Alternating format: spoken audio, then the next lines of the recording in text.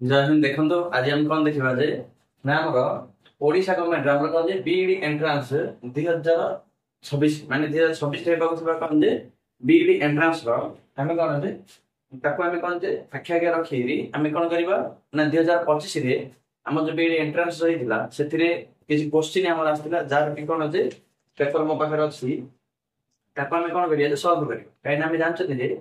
प्रत्येक एग्जाम आम कौन प्रत्येक एग्जाम सफलता पाइबार गोटे सफलता पाइपर केतबे आपण कौन करेंगे पूर्व वर्ष केपरी भाव क्वेश्चन गुड़िक आम कौन व्याख्या कर आंसर जानी पार्थ आज आम कौन देखा ना आम ये वीडियो देखा कौन जे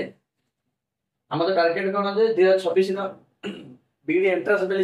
जो एग्जाम हो कहीं हो ये क्लास 10th भी फायदा दब एवं आम 9th क्लास पिला जो क्लास आपन जदि परीक्षा देबा पे चाहते तेरे कौन करिवे ए क्लास को देखिए हमें कौन देखिबा ना हिस्ट्री एवं कौन पॉलिटिकल साइंस रो किछि कौन अछि क्वेश्चन गुडी अछि से क्वेश्चन गुडी हमें कौन व्याख्या करियो आपन स्लाइड रे कौन करिवे ना तार क्वेश्चन रो कौन पीडीएफ रो आपन देखि पाथुए वर्तमान देखो प्रथम नंबर क्वेश्चन कौन पचाछि 30 number who among the following could not attend the first meeting of the Indian National Congress से पचाछि जे एथि मध्यरु जो चारटा ऑप्शन देछि चारटा मध्यरु किए जे कि इंडियन नेशनल कांग्रेस रो जो प्रथम अधिवेशन जो बसतिला ताहार सेथरे जोग देई नथले बुझले हला हम एथि जानि देबा जे यदि हम एथि ऑप्शन देखिया बेले ऑप्शन बी हे जिवो सुरेंद्रनाथ बनर्जी से कोन करथिले ना नेशनल कांग्रेस रो कोन जे ना प्रथम मीटिंग रे जोग देई नथले आमे देखिबा जे कि इंडियन नेशनल कांग्रेस रो कोन कोन हमर क्वेश्चन गुडी को आसी देखो आम जान इंडियन नेशनल कांग्रेस जहाँ आम कहते आईएनसी आईएनसी आम गठन के ना 1885 मसीह 1885 मसीह किए गठन है इंडियन नेशनल कांग्रेस आम गठन है जहाँ बर्तमान कौन जे कांग्रेस वैली जाओ आम जार चिन्ह कौन हाथ चिन्ह 1885 गठन है तार मीटिंग बसला के डिसेम्बर मसरे मीटिंग बसला मात्र कौन होता ना 78 जन बोले केते जन प्रथम मीटिंग जोग देथिले ना 78 जन कौन करथिले प्रथम मीटिंग रे जोग देथिले आर अध्यक्ष के करथिले अध्यक्ष प्रथम ना डब्ल्यूसी बनर्जी आपण बोले डब्ल्यूसी बनर्जी माने के ना उमेश चंद्र बनर्जी जे कि कौन करथिले ना यार प्रथम अधिवेशन रो अध्यक्षता करिथिले दिला आ याको गठन करथिले किए ना एओयू को नेतृत्व रे कोन हिला ना इंडियन नेशनल कांग्रेस हमर गठन होइथा आउ से तो हमर वाइस रॉय के थिले वाइस रॉय के थिले ना डफरिन थिले के थिले डफरिन थिले कोन जे वाइस रॉय थिले से तो जेतले कोन इंडियन नेशनल कांग्रेस गठन होइथा आपण बुझि पाले कि बडा तार क्वेश्चन गुडी हम व्याख्या करले तापर असला कोन ना ये हमर आंसर कोन जे बी 31 ना leading role in separating the Swadeshi movement to rest of the country was played माने से पचाछु जे the leading role माने स्वदेशी मूवमेंट रो मुख्य परधा भाबरे किए जोग देथिले बेले हमें कहबे माने कार चेहरा आगु आस्ते ये हमर कोन आइजो ना बाल गंगाधर तिलक आपण जानथिबे स्वदेशी मूवमेंट हमर गठन के पाइथिला 1906 मसिया स्वदेशी मूवमेंट गठन होइतिला केवल में गठन होइतिला ना जेतेबेले हमर 1905 मसिया रे बंग भंग नीति कोन होइतिला ना प्रचलन होइतिला लॉर्ड कर्जन दुर्जन नीति आम कहती से समय इंग्रेजी मान कौन जे विरोध जन जाई भारत में कौन जे लोक मैंने कौन करते खास कर बंगर लोक मैंने कौन करते ना स्वदेशी आंदोलन स्वदेशी आंदोलन रही कौन जे बाल गंगाधर तिलक बड़े कौन थे मुख्य परधा बड़े थे आम कहीपर 32 number 1908 the bomb thrown by Prafullo Chakhi and Khudiram Bose by mistake dropped on the corridor मासे कोन कहजदी ना इने 1908 मसिया रे ना त बम माने कजे प्रफुल्ल चाखी आ कोन जे खुदीराम घोष कोन कहले ना भूल ले जन्म पर कोन पके दिथिले ना बम पके दे आ से बम जे पके दिसे गाड़ी रे के बसतिला से तलको से गाड़ी रे के बसतिला ना मिस्टर केनेडी बसतिले जा हुई कोन कहले खुदीराम घोष हमर कोन जे प्रफुल्ल चाखी कोन कहले भूल ले जाई कोन कहले ना बम पके दे बुझला नै तापरे 33 number What type of a government was established in France after the monarchy of Oblige? आपण जे फरासी विप्लव विषय हमर 8 क्लास रे कोन अछि जा फरासी विप्लव विषय हमर कहानी दिगस देखो फरासी विप्लव ये त हमर याला ଆମେ ଜାଣିଛନ୍ତି ଯେ ଫରାସୀ ବିପ୍ଳବ କାହିଁକି ହେଇଥିଲା? ଫରାସୀ ବିପ୍ଳବରେ ଫରାସୀ ବିପ୍ଳବ ଫରାସୀ ବିପ୍ଳବ ଯାହାକୁ ଆମେ କଣ କହୁଛେ ଫରାସୀ ବିପ୍ଳବ, ଯାହାକୁ ଆମେ କଣ କହୁଛେ ଫ୍ରେଞ୍ଚ ରିଭଲ୍ୟୁସନ ବୋଲି କହୁଛନ୍ତି, ଯାହାକି ଆମର 1799 ମସିହାରେ କଣ ହେଇଥିଲା ସଂଗଠିତ ହୋଇଥିଲା। ଆଉ ଏଠାକାର ଯୋଉ ରାଜା ଥିଲେ ରାଜାକୁ କଣ କୁହାଯିବାର ନା ଲୁଇ ବୋଲି କୁହାଯିବାର। କଣ କୁହାଯିବାର? ଲୁଇ ବୋଲି କୁହାଯିବାର। ଦେଖିବାକୁ ଗଲେ ମୁଖ୍ୟତଃ କଣ ଯେ ଆନ୍ଦୋଳନଟା ବେଶୀ ସକ୍ରିୟ ହୋଇଯାଇଥିଲା କଣ ନା 14 ଲୁଇ 15 ଲୁଇ ଆଉ 16 ତମର ଲୁଇ ବେଳକୁ ତ ପୁରା ପୁରି କଣ ହେଇଥିଲା ଆନ୍ଦୋଳନ ପୁରା ହେଇକିରି ଲୋକମାନେ ପୁରା ଫରାସୀ ବିପ୍ଳବ ଗଠନ କରିଦେଇଥିଲେ। ଲୁଇ 14 କଣ କହୁଥିଲେ ନା ମୁଁ ହିଁ ରାଷ୍ଟ୍ର ବୋଲି ସେ କହୁଥିଲେ, ମୋର ବଚନ ହିଁ ମୋର ଶାସନ ବୋଲି କହିବା ଏବଂ ଲୋକମାନଙ୍କୁ ଅତ୍ୟାଚାର କରିବା। 15ତମ ଲୁଇ କଣ କହୁଥିଲେ ନା ସିଏ କଣ କରୁଥିଲେ ନା ଏତେ ନା ଭୋଗ ବିଳାସରେ ନିଜର ଜୀବନ ଅତିବାହିତ କଲେ ଯେ ଯେତିକ ଲୋକମାନଙ୍କର ଯୋଉ ଯେତିକ କର ଦଉଥିଲେ ସେ କର ସବୁ ଯାକ ସରେଇଦେଲେ, ରାଜକୋଷ ପୁରାପୁରି ସମାପ୍ତି କରିଦେଲେ। ଆଉ ଏଇ ମଲା ବେଳକୁ ଗୋଟେ କଥା କହିକି ମରିଥିଲେ ଯେ ମୋ ପରେ ଯିଏ ଆସିବ ସେ ନାମ ନବ। ନାମ ନବ ମାନେ କଣ? ମୋ ପରେ ଯିଏ ଆସିବ ଟଙ୍କା ପଇସା ସବୁ ସରେଇ ଦେଇଛି, ଯିଏ ଆସିବ ତାକୁ କଣ ଲୋକମାନେ ପିଟିକି ଦଣ୍ଡା କରିଦେଲେ। ସେଇ ସମୟରେ ଆସିଲା କିଏ ନା ଲୁଇ ଶେଉଳ ଆସିଲା। ଏ ଲୁଇ ଶେଉଳ କଣ କରିଥିଲା ଆସିକି ଲୋକମାନଙ୍କ ଉପରେ କର ଅଧିକ ପକେଇଥିଲା। କଣ ଅଧିକ କର ଆଦାୟ କରିବ, କାହିଁକି କର ଆଦାୟ କରିବ? ଏଷ୍ଟାବ୍ଲିଶମେଣ୍ଟ ତ କରିବ, ବିଭିନ୍ନ ପ୍ରକାର ଉନ୍ନତିକରଣ କାର୍ଯ୍ୟ, ଆଉ ତାର ତ ଭୋଗ ବିଳାସ କରିବ। ତେଣୁ ଲୋକମାନେ କଣ ଥିଲେ ଚଢାଉ କରିଦେଇଥିଲେ ଆ ଉପରେ, ବୁଝିଲା ନାଇଁ? ହେଲେ ସେଇ ଫରାସୀ ବିପ୍ଳବ ବିଷୟରେ ପଚାରିଥିଲେ ଯେ ଫରାସୀ ବିପ୍ଳବ ଆମର କଣ ଯେ ଏକଛତ୍ରବାଦୀ ଶାସନ ଚାଲିଥିଲା। ଲୋକମାନେ କଣ କଲେ ନା ଲୁଇ ଶେଉଳକୁ ପୁରା ସମାପ୍ତି କଲେ, ତା ରାଜତନ୍ତ୍ରକୁ ସମାପ୍ତି କଲେ ଏବଂ ସେଠି ଗଣତନ୍ତ୍ର ପ୍ରତିଷ୍ଠା କରିଥିଲେ। ଗଣତନ୍ତ୍ର କେଉଁ ପ୍ରକାର ଗଣତନ୍ତ୍ର? ରିପବ୍ଲିକ ପସନ୍ଦ, ଡେମୋକ୍ରେସି ଲେଖିଦେବେନି ରିପବ୍ଲିକ ବୋଲି କହିବେ। ସିଟା ଆମର କଣ ହେଇଯିବ ଠିକ। ଆପଣ ବୁଝିପାରିଥିବେ ଫରାସୀ ବିପ୍ଳବ। ତାପରେ 34 number who was the president of United States during the World War I? World War I ବିଷୟରେ ଆପଣ ଜାଣିଛନ୍ତି?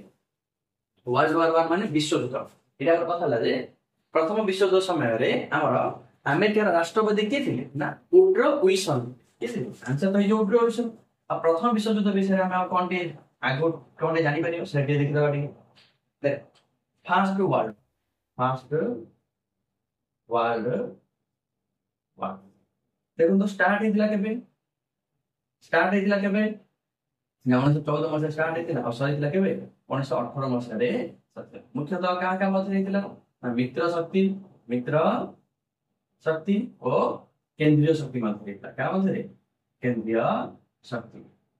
ମଧ୍ୟରେ ପ୍ରଥମ ବିଶ୍ୱଯୁଦ୍ଧ ହେଇଥିଲା। ମିତ୍ର ଶକ୍ତିରେ କିଏ କିଏ ଥିଲେ ନା ଇଂଲଣ୍ଡ ଥିଲା। କିଏ ଥିଲା? ଇଂଲଣ୍ଡ ଥିଲା, ଫ୍ରାନ୍ସ ଥିଲା, ଇଟାଲୀ ଥିଲା। ଆଉ କେନ୍ଦ୍ରୀୟ ଶକ୍ତିରେ ଜର୍ମାନୀ, ଅଷ୍ଟ୍ରିଆ, ହଙ୍ଗେରୀ ଏଗୁଡିକ ତାର ଥିଲେ। ଏମାନଙ୍କ ମଧ୍ୟରେ କଣ ହେଇଥିଲା ନା ପ୍ରଥମ ବିଶ୍ୱଯୁଦ୍ଧ ଆମର ଦେଖିବା ପାଇଁ ମିଳିଥିଲା। ଆଉ ଏଇ ପ୍ରଥମ ବିଶ୍ୱଯୁଦ୍ଧରେ ବହୁତ ବଡ ଧରଣର ଯୁଦ୍ଧ ହେଇଥିଲା, ଯୋଉଠିକି ଅଧିକାଂଶ ଲୋକମାନେ ମୃତ୍ୟୁବରଣ କରିଥିଲେ। ଆଉ ଏଇ ପ୍ରଥମ ଯୁଦ୍ଧ ବେଳକୁ ଆଗା ଉଡ୍ରୋ ୱିଲସନ୍ ଥିଲେ କଣ ନା ଆମେରିକାର ରାଷ୍ଟ୍ରପତି ଥିଲେ। ଆମର କଣ ହେଇଯିବ ବି ହେଇଯିବ। ତାପରେ 35 what was the code name of the allied invasion of the Normandy on 6th June 1984? ଦେଖନ୍ତୁ ଅପରେସନ ଓଭରଲର୍ଡ ଇଏ ଆମର 9th କ୍ଲାସରେ ଆମର କଣ ଯେ ଯେତେବେଳେ ଆପଣ ସେକେଣ୍ଡ ବିଶ୍ୱଯୁଦ୍ଧ ପଢିବେ ସେଇଠି ଆମର କଣ ଯେ ପୁରା ବହି ଡାଇରେକ୍ଟ ଲାଇନ କାଟି ରଖିଦେଇଛି। ଅପରେସନ ଓଭରଲର୍ଡ ମାଧ୍ୟମରେ କଣ ହେଇଥିଲା ନା ଏଲାଇଡ ଇନଭେନସନ ହେଇଥିଲା ଆମର କଣ ଯେ ଆକ୍ରମଣ କରିଥିଲେ ସେମାନେ। ତାପରେ ଆସିଲା 36 what is appellated jurisdiction of the high court? appellated jurisdiction ମାନେ କଣ ଯେ ହାଇକୋର୍ଟ କୁ appellation jurisdiction ମାନେ କଣ ଇଏ ବି ହେଇଯିବ ଆମର it is your appellate against the judgment of the subordinate court. appellate ମାନେ କଣ ଯେ ମାନେ ସେ ପଚାରୁଛି ଯେ appellate jurisdiction ମାନେ କଣ ନା ହାଇକୋର୍ଟ ନିଜର ନିମ୍ନ ଅଦାଲତ ମାନଙ୍କୁ କୌଣସି କେସ୍ ଯଦି ଶୁଣାଣି କରୁଛନ୍ତି ମାନେ ତାକୁ କଣ କରିପାରିବ ତାଙ୍କୁ ଛଡେଇ ଜାଣିକି ନିଜେ ସେ କେସ୍ ର ଶୁଣାଣି କରିପାରିବ ବା ତାଙ୍କ ଦ୍ୱାରା ନିଆଯାଇଥିବା କୌଣସି ନିଷ୍ପତ୍ତିକୁ କଣ କରିପାରିବ ରଦ୍ଦ ବି ମଧ୍ୟ କରିପାରିବ। ତାକୁ ଆମେ କଣ କରିବା ଆପିଲେଟ ଜୁଡିଫିକେସନ ବୋଲି ଆମେ କହିବା। ଆଉ ଆମର ହାଇକୋର୍ଟ ବିଷୟରେ 214 ଅନୁଚ୍ଛେଦରେ ଲେଖା ହୋଇଛି। ପ୍ରତ୍ୟେକ ରାଜ୍ୟରେ ଆମର କଣ ଅଛି ଗୋଟେ ଗୋଟେ ହାଇକୋର୍ଟ ଅଛି, କିନ୍ତୁ ବର୍ତ୍ତମାନ ଦେଖିବାକୁ ଗଲେ 25ଟା ରାଜ୍ୟରେ ହିଁ ଆମର ହାଇକୋର୍ଟ ଅଛି। ଗୋଟେ ହାଇକୋର୍ଟ ଏକ ବା ଏକାଧିକ ରାଜ୍ୟର କଣ ହାଇକୋର୍ଟ ହେଇପାରେ। ତାପରେ ଆସିଲା ଆମର କଣ ନା 37 କଣ କହିଛି by what majority of a state assembly can pass a no confidence motion against the council of minister। ये हमरो political science road important question class है जे नो कॉन्फिडेंस मोशन माने आपण कोन बुझछथि नो कॉन्फिडेंस मोशन माने कोन जे हमें जानि छथि जे नो कॉन्फिडेंस मोशन माने हमर प्रधानमंत्री कहंतु किबा हमर କିଏ ହୁଅନ୍ତୁ ମୁଖ୍ୟମନ୍ତ୍ରୀ ହୁଅନ୍ତୁ ଆଉ ତାଙ୍କର ମନ୍ତ୍ରୀମଣ୍ଡଳ ଲୋକମାନଙ୍କର ମାନେ ସେଠାର ଯୋଉ ସଦସ୍ୟ ମାନଙ୍କର ବହୁମତ ଯୋଉ ଦଳରେ ଥିବ ସେ ବହୁମତ ଥିବା ଦଳର ନେତା ହିଁ କଣ ହେଇଥାନ୍ତି ମୁଖ୍ୟମନ୍ତ୍ରୀ ହେଇଥାନ୍ତି ଆଉ ପ୍ରଧାନମନ୍ତ୍ରୀ ହେଇଥାନ୍ତି। ଯଦି ସଂସଦରେ ଦେଖିବା ବେଲେ ସଂଖ୍ୟାଗରିଷ୍ଠ ହାସଲ କରିଥିବା ଦଳର ନେତା ହିଁ କଣ ଥାଏ ନା ପ୍ରଧାନମନ୍ତ୍ରୀ ଥାଏ। ଆଉ ଯଦି ରାଜ୍ୟ ଗୁଡ଼ିକର ବିଧାନମଣ୍ଡଳରେ ଦେଖିବା ବେଲେ ଆମର କଣ ହେଇଯିବ ନା ସଂଖ୍ୟାଗରିଷ୍ଠ ଦଳର ନେତା ଯୋଉଟାକି ବିଧାନମଣ୍ଡଳରେ ଅଛି ମାନେ ସେ କଣ ହେଇଥାଏ ନା ମୁଖ୍ୟମନ୍ତ୍ରୀ ଆମର ହେଇଥାଏ। नो कॉन्फिडेंस मोशन माने कौन होचती ना एठी सरकार को कौन है सरकार यदि भल भाव में कार्य कला ना ताको विरोधी दल कौन करथाय ना आपन को पाखरे बहुमत अछि ना नाही ना इमिडिया का आपन कौन करछथि कार्य करछथि। आपन यदि देखिए गले हमर संसद रे 543 सीट 545 सीट अछि माने 545 रो 50% प्लस 1 वोट माने 50% 1 सीट जहाँ को कौन देबे ना मत देबे 50% बेले केते हिजबो ना 545 बाय 2 प्लस 1 बेले 263 जन एमपी जे संसद रहबा 263 जन एमपी जहाँ को समर्थन देबे से प्रधानमंत्री हेजि हेले 263 जन एमपी समर्थन देबे एटा हम जानले किंतु बेले बेले कोन हेतै विरोधी दल नेता माने कोन बचे जे हमको आपन को ऊपर भरोसा नै जे आपन को कोन से 263 जन कोन विश्वास करछ कि नै हेले डाउट हुआ माने आपन गोटे काम करंतु ना संसद रे आपन कोन करंतु ना आसंतु असिर कोन जे आपन को केते जन समर्थन करूछथि आ वोट दिउ जदि 263 जन जदि वोट दे देले त नो कॉन्फिडेंस मोशन कोन से आवश्यकता नै माने जो कला सिगी हमरा विश्वास प्रस्ताव बोली जाउ कहते आपन को 263 जन विश्वास करछथि जदि 263 जदि 271 राष्ट्र हेला तेबे आपन को विश्वास के भी बदल करना आंती आपन गोटे काम करंतु बहिष्कृत हिया माने इस्तफा दे दियंतु बोली कहले आकु हमें कोन कहजि ना नो कॉन्फिडेंस मोशन से कोन बजे केते बजाछि simple majority of members present and voting बुझला ने माने जति के हमर कोन अछंती ना लोक माने अछंती तार सिंपल मेजॉरिटी माने 50% प्लस 1 अब 50% प्लस 1 मत जति कोन करबे समर्थन जति देइ देले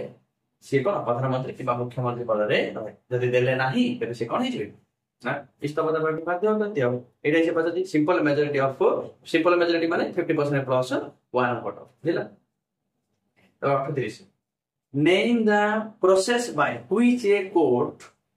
may invalidate a law on the ground of the violation of a fundamental right 38 कहछि जे कोर्ट सुप्रीम कोर्ट हो कि हाई कोर्ट रो एपरि केउ अधिकार अछि जे राज्य विधान मंडल द्वारा पारित करू से आईन एवं हमरो देशर सुप्रीम कोर्ट माने हम संसद द्वारा पारित करू से आईन को से माने कोन कर देबे ना रद्द कर देबे रद्द माने को आधार रद्द करिवे जे आपण जो आईन बनै जति ता कोन जे मौलिक अधिकार को छिन्न करू छी कहि रद्द कर आ सेटा को कोन कह जाय छै न्यायिक पुनर्विचार बेले कहै जाबा हम इंग्लिश रे कहू जदी जुडिशियरी रिव्यू बेली कोर्ट ले आंसर कोन हे जिवो ए हे बुझला नै माने कोर्ट रो गोटे ए अधिकार अछि आ अधिकार अछि जे जुडिशियरी रिव्यू माध्यम रे से कोन कर परिबो बा न्यायिक पुनर्विचार माध्यम रे संसद हो किबा विधान मंडल हो पारित करथिबा कोन आईन को कोन मौलिक अधिकार को छिन्न करछि बेली ता कोन रद्द करिबे ताबरसला 39 which of the following fundamental right provide the freedom of conscience to the all ये हमरा मौलिक अधिकार रो हमरा ले नै मौलिक अधिकार हमरे मौलिक अधिकार से कहै दउ नै आंसर नै कहै दउ एटा कोन हो आंसर आबो कहै right to freedom of religious माने right to freedom of religious माने कोन देखो तो जे से बच्चा जे हमरा right to provide the freedom of consciousness माने निजे जहां भी मधुली करि परिबो निज मन को जहां आसे तमे ताहा करि परिबो निजर स्वार्थ पूर्ण करिया पे करि परिबो किंतु अन्य जिनिस स्वार्थ न पूर्ण अन्य जिनिस स्वार्थ दिन न छिनाबो पड़े सेटा हमर को फ्रीडम रा आसे माने तमे इच्छा मुताबिक तमे जे कोन से धर्म ग्रहण करि परिबो जे कोन से नीति नियम को मानि परिबो एटा हमर right to freedom of religious बेली को म आपन कोन करछि ना फंडामेंटल राइट विषय कोन करछि ना किछि आपन को फंडामेंटल राइट्स देखो फंडामेंटल राइट्स जागा में कोन होती मौलिक अधिकार बेली जागा में देखो गोटे लोक को शांतिपूर्ण भाव रे जीवन यापन करिया पई सरकार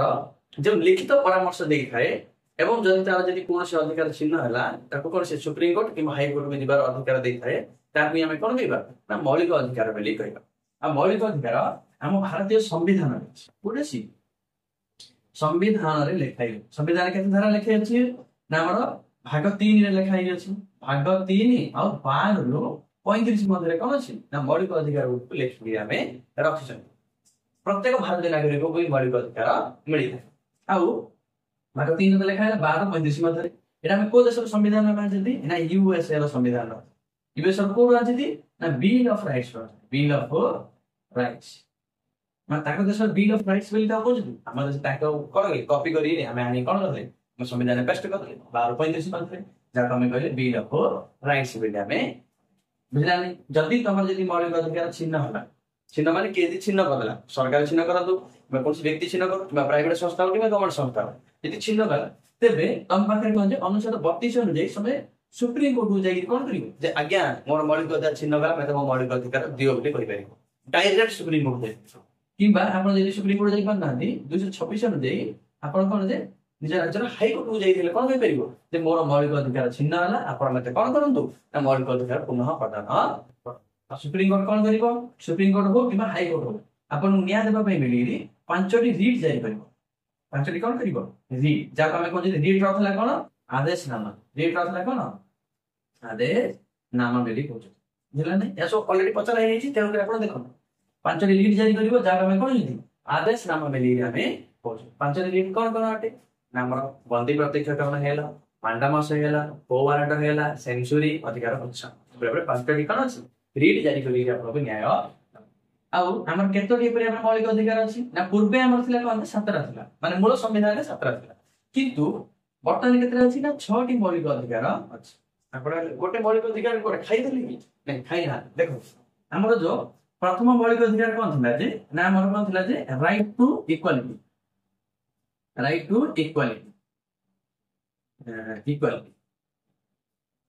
इक्वालिटी बेली पावर जाके हमर कोन जे 14 रु 18 मध्ये हमर कोन राइट टू इक्वालिटी लिखाई थिला तापर हमर कोन अछि ये फर्स्ट हैला तापर हमर सेकंड हैला कोन जे राइट टू फ्रीडम एटा हमर कोन लिखाई छी ना हमर ये 18 साल रे ये 19 रु 22 मध्ये लिखाई छी तापर हमर थर्ड आछला कोन शोषण विरोधी अधिकार ओडिया लिखि दो छला शोषण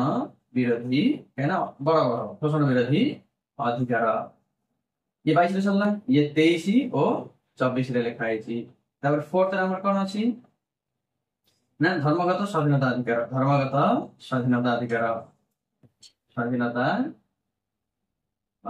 एटा हमर कोन लिखा है छी ना 25 रु 28 मध्ये रे फिफ्थ हमर कोन अछि ना सांस्कृतिक शिक्षागत अधिकार लिखि देबे जे हमर कोन 29 रु 30 अछि तापर 6 नंबर हमर थिला कोन जे अनुच्छेद 31 रे हमर थिला संपत्तिगत अधिकार थिला जा कि हम कोन करले 1978 मसिया केबे 1978 मसिया रे